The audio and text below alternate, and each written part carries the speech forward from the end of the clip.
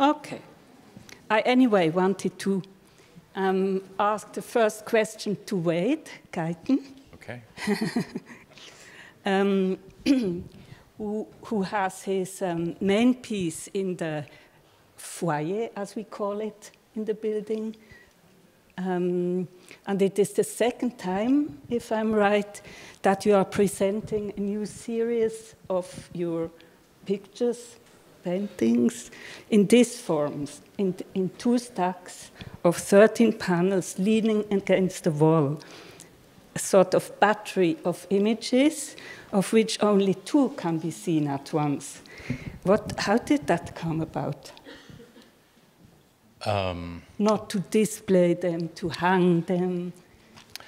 This, the format of showing the 13 works in a stack comes from the way I store them in the studio. So I look at them, I mean, it's a practical purposes. I pile them up and lean them against the wall. And then at some point, it made sense to call this a sculpture, especially when you're invited to a group show like this. And in this case, hey, Tino. Everything keeps moving in this show, right? Because Theodora says so. The choreography, yeah. Yeah, so I normally have the works like this in the studio. They're stacked face to face.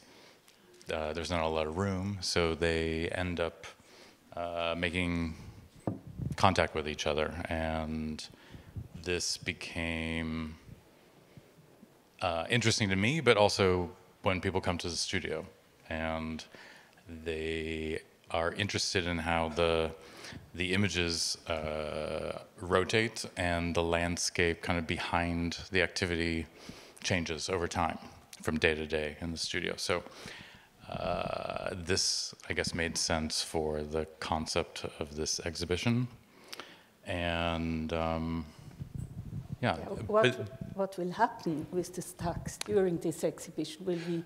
Will our curiosity to see all of them be satisfied, or will your curiosity will part of the suspense of the suspense and uncertainty remain? Because a stack is also a promise. Yeah. Well, we'll see how it goes, but I think the plan will be over the course of the exhibition that they will be shuffled once a week. And so by the end of the show, all of the works will have been visible in some form. Yeah. But not all at once? Not, well, unless something changes. Yeah, I don't know. I'm not really sure. No one's really told me how this works in this show, but yeah. Right now, it seems like they're going to be in stacks, and they will be shuffled every week, which is no easy feat. It's not like shuffling a deck of cards. So the entire stacks come apart. They get arrayed throughout the room, and I guess with an audience also. We were installing with people coming in and out, taking pictures, and it's quite a process. So I think the staff at Beyeler will be carefully taking the stacks apart, making their own decisions about how the stacks go back together. And yeah, so. Okay, Tino. Well, I mean, we could talk hours all together, so we have to focus. What interested you most when you were invited to select works from our collection and works on permanent loan to our collection and to install them here? I mean, first of all, I think I have to give credit to Sam Keller and Hans-Ulrich Obrist. I think it was very much Hans-Ulrich's idea. You can correct me if I'm wrong. Like Hans-Ulrich wanted to involve the collection, and I think Sam, I don't know if he's here, probably not, really didn't want to show the collection in a conventional way. Is that correct, Hans-Ulrich? Exactly. And so then they came to me, and And then I think what I've been interested in as a bit of a museum studies nerd is like, why did, like, if you look at how paintings were hung maybe 150 to 200 years ago, like where they were much closer together, or then even earlier where painting and sculptures was integral part of, like, let's say, important spaces, be it ritual space, be it spaces of representation. They were always kind of either integrated, like, into the architecture, or then later at the beginnings of the museums, there were actually many of them. And then with the kind of, when the white cube started, the gaps between the paintings started to become bigger. And so together with Dorothea von Hantelmann, who's writing about this, we've been interested in, like, to research if there's a parallel between kind of the history of individualization, how people understand themselves more as individuals, and the gaps between the paintings. No? Like, so this may seem far-fetched, but the book is coming out next year, so then it will be longer to explain this in the book of Dorothea than 5 minutes on a panel. But I think that was, let's say, the first idea to say, okay, why? Because if we understand objects as autonomous in a society which is very related to objects and this kind of subject-object relation, then we probably also understand subjects as autonomous. But since we know from, like, like the last 20, 30 years of, science studies, philosophy, that, like, we think more networks nowadays.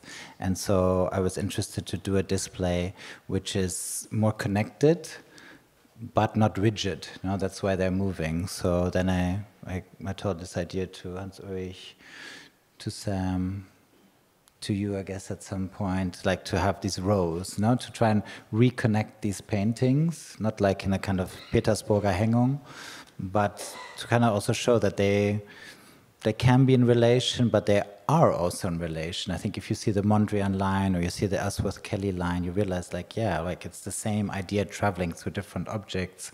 Also, so this is something that I was interested in. I've also done my own work, combined the works. You said quite, when you started to install here with all of us, you said that in this whole concept for the display, the transformation and the shifts that happen in each room are crucial for you and crucial in this display. What I would like to know, how much is it mainly a formal perspective you were putting on it? So, for example, the horizon line, the connections in the Mondrian room, a lot of color and closeness in Michael's room. So was this the starting point, the formal ideas or views, and when came content in, or yeah? I think it's a mix. I think, like, in any kind of composition, there's lots of factors come in. Like, for example, Michael's room, like, we had a call, and it was actually kind of an interesting call because I was asking him, because it's a great collection here, and I'd heard, like, Michael, you know this, but, like, I'd heard, like, what... He will tell us. Huh? He will tell us, I'm sure, afterwards. Yeah. But, like, like, I asked him, like, what is important in the collection, and heard what is important to him, but it was actually quite different. So, for example, for his room, like, Rothko, I wouldn't have considered, but then you said that Rothko is very important to you, so I try to find a way to incorporate Rothko. So it's always a mix. There's a bit of artistry, there's, like, my own reading of formal aspects, there's also a little bit of fun sometimes, with the Ronnie Horn at the end of the Mondrian, but I think it also makes sense. And how do you think has your own work with dancers and singers influenced this form of presentation, or this thinking about the presentation? Yeah, a lot, I think, because at some point I realized like I can change, because it's people doing my work, and then I have maybe 30, 40 works or more that I've done over the last 2.5 decades.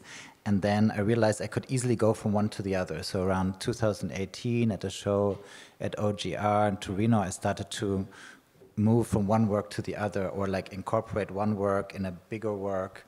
And then I realized I could do that with, why not try that with painting as well? Yeah, yeah, it's interesting.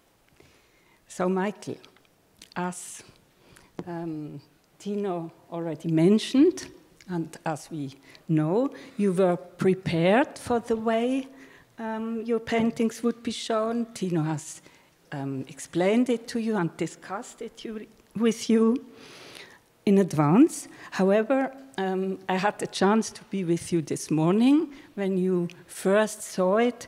How was it to see it in real then for the first time?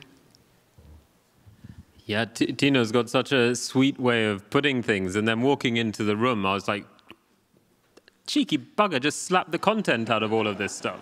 You know, like everything, narrative, like all these considerations. I spent the last 2 years stroking my chin over, gone.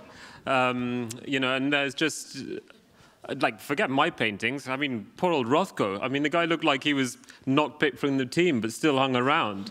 Like the wrong color. All the other paintings, it's like foliage. Okay, we're doing foliage. Even the Warhol looks like the shadows from a leaf. It's like foliage-ish. And then Rothko's like, what the hell is he doing here? Along with Miro. And it's like, how do you make these guys look like spares? You know, and then suddenly, it changes. They come in, the guys take them out, they suddenly have space. Like seeing, I'm not a big fan, or I hadn't been a big fan of Rousseau until this morning. And then it was kind of like finding yourself in the seat of a politician who you really didn't like. And then you're like, actually, I've got to compromise and make some of these decisions myself, and it's not that fun. And actually, Rousseau's not that bad, you know? And there's something interesting happening in this. And it was like a lot opened up for me. It was quite difficult, definite ego slap with the content. But really, like a really special moment of having to reflect, think about what's going on. Usually those are things that probably you're dead before they happen to your paintings.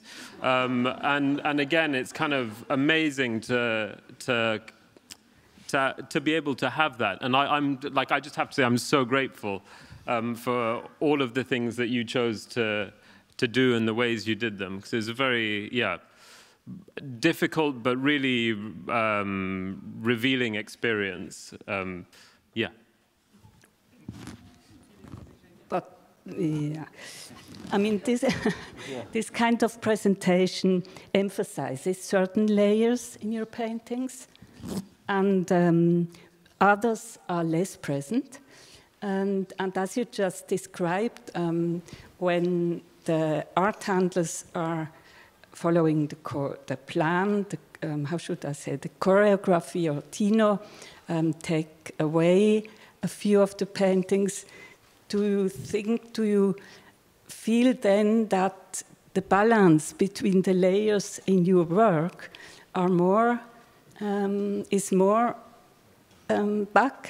is back again? Do you understand what I wanted to say? Yeah, but yeah, for sure. Like the moment that some of the works left, you know, exactly. It suddenly feels like a more conventional idea of the paintings. They have the room to pretend to be whatever they're trying to be, and for sure, there's a certain amount of narrative that comes in, but it's different. And I really enjoyed that, because there's so much. Like as an artist, I always feel very conflicted having to talk about content, talk about like what is the work about. You know, it's a painting on a wall. It's, you know, and then suddenly it's incredible to be in a position where that's very clear. Like all these other things that you have to do in a situation like this, apologies, you know, become almost on the side. And it's a real kind of uncomfortable liberation in all senses. It's like there's something, like for me, I found it quite profound, if I'm totally honest. Very good. I have a last question to all of you. Okay. In the 6 rooms, about 27 artists, Tino installed, about 27 artists are represented. Who would you like most to be present here and to be able to ask a question? I mean, I would, for example, love to... No, I don't say it now. Wait. This is a terrible question. Sorry. No, be they alive. I don't like these questions. Or... I like Höller, let's say that. So, I don't know what I'd ask him, but... But you would be interested that sure. he's sitting here. Oh. Yeah, why not? Höller? Höller is amazing. But I'm not Swiss, so... Michael? I mean, just because I'd love to meet the guy, Polka. Polka? Yeah. Okay, nice combination. The first one which came to mind, Mondrian. Mondrian. Great. Great. Good, okay. Yeah, you, Theodora. Oh, me? Well, unfortunately, it's only one woman. So it's Marlene Dumas. Yeah.